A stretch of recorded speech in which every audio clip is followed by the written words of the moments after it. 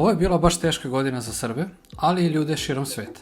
Da, danas se prisjećamo 2004. godine, u serijalu Straja se prisjeća. Bilo je teških, ali bilo je i smešnih i legendarnih momenata. Tako da, zavalite se i uživajte u nostalgiji. I dalje ne mogu da verujem da ću ovo da kažem, ali besplatite se na moj kanal kako bismo po broju članova pretekli Teodoru Džehverović i Šešelja. Idemo na video. 2004. godina bila je prestupna godina i mnogi kažu da se prestupnim godinama ne treba ženiti, odnosno udavati.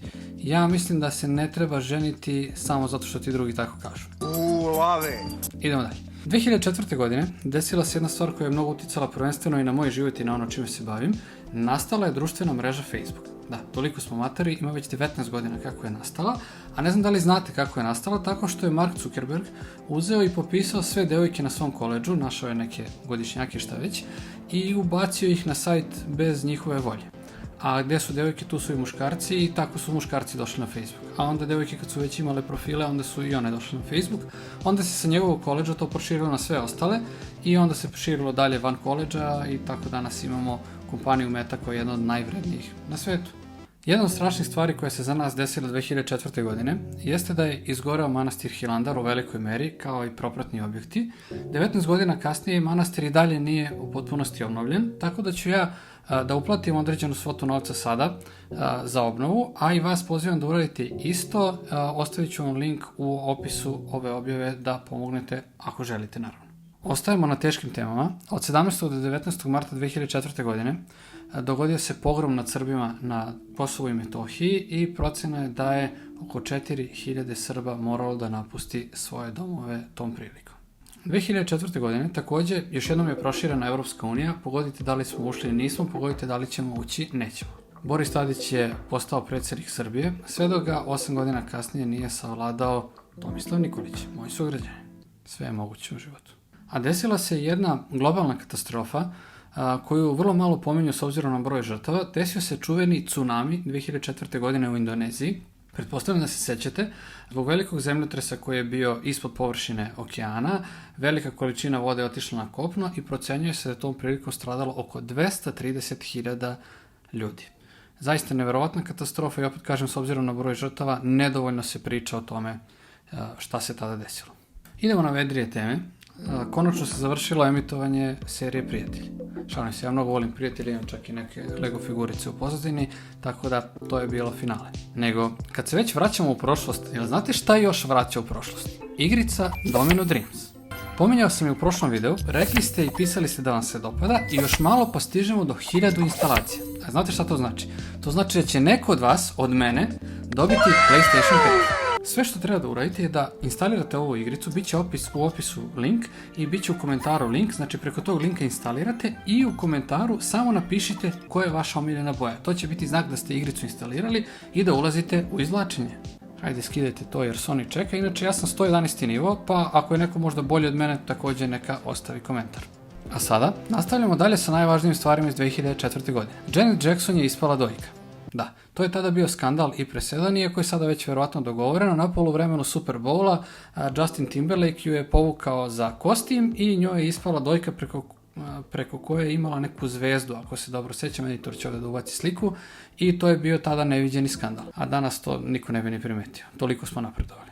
Te godine dobili smo i reklamu nad reklamama. A od strice. Spavaća soba! A od kuma... televizor. I? Kum nije dugme. Izvodim ključeve svog auta. Lave! I? Auto. Prilikom dodele Nobelovih nagrada dogodila se jedna zanimljiva stvar, a to je da dobitnica za književnost Elfriede Jelinek nije htjela da dođe da primi nagradu uživo. Razlog nije bio neki revolt prema dodeli nagrade kako se prvo pominjalo, već strah od otvorenog prostora, javnih mjesta i velikog broja ljudi. Pa je nagradu primila, da kažem, na daljinu, a prisutne je pozdravila samo video poruku. U sportu se dogodio presedan nad presedanima, zaista kažem legendarna godina. Grčka je postala prvak Evrope u fudbalu. Da li je to iko mogao tada da zamisli ili sada? Ne, odgovor je ne. Bila je to dobra godina za Grčku, jer su te iste godine održane i olimpijske igre u Atini. Mi nismo baš dobro prošli. Jasna Šekarić je na svom 758. pojavljivanju osvojila ponovo medalju, osvojila je srebro, a i vaterpolisti su također osvojili srebro i to je bilo to što se tiče zajednice Srbije i Crne Gore na olimpijskim igrama u Atini. 2004. godine smo se na velika vrata vratili na Euroviziju i započeli niz Željkovih nepobjeda na Euroviziji. Te godine pobjedila je Ruslana, znate, svi sećate se, gledali ste, priznajte, više puta. Željko je bio drugi, a organizator je bila Turska radiotelevizija, pošto se u Turskoj održavalo, i skraćenica za to je TRT i mnogima je to smešno. Dobro, i meni je neka to smešno, ajde. Da vidimo ko se rodio 2004. godine. Rodila se Andrijana Vilagoš, u pitanju je mlada bacačica koplja iz Srbije, trenutno ruši sve moguće juniorske rekorde i bit će verovatno jednog dana jedna od najboljih atletičarki na svetu. Nemojte da ne ispratite njenu karijeru, pridružit će se Španovićki, Topićki i tako dalje. Ili Španovićevo i Topićevo, mislim da je tako pravilnije. A rodio se fudbaler Gavi, kao i Millie Bobby Brown i Noah Schnapp. Da, to su oni klinci iz one serije, sada su već porasli. 2004. godine umrlo je mnogo velikana, na primjer Bata Paskaljević. Ovdje sam htio neku foru sa ljubičastim modelom, ali sam odustao. Zatim Brando, ne Četković, on je živ i zdrav, nego pravi Marlon Brando. Umro je i Christopher Reeve, jedini pravi Superman, ali vi mladi to ne znate, nema ni veze. Kao i Yasser Arafat, kontroverzni državnik koji će kod nas ostati upamćen po tome što je nosio čuvenu Arafatku koja je posle našla svoju primjenu u slengu, kao što kaže Vukajlija na ovoj slici koju ovdje vidite. Idemo sada na filmove. 2004. izašao je Kengur, malo je poznato da sam Kenguru ja kupio prve rukavice. Izašao je Sivi kamion crvene boje, malo je poznato da ja ne vidim dobro boje, također.